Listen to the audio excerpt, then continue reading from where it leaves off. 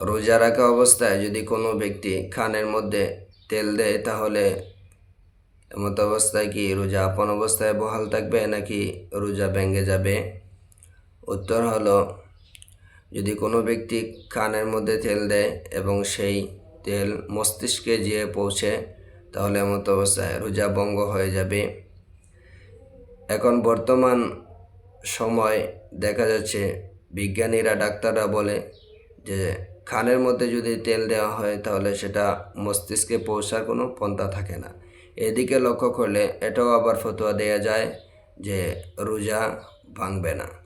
তাহলে সতর্কতা অনুযায়ী রোজা ভেঙে যাবে, এক্ষেত্রে পুনরায় আবার রোজা রাখতে হবে।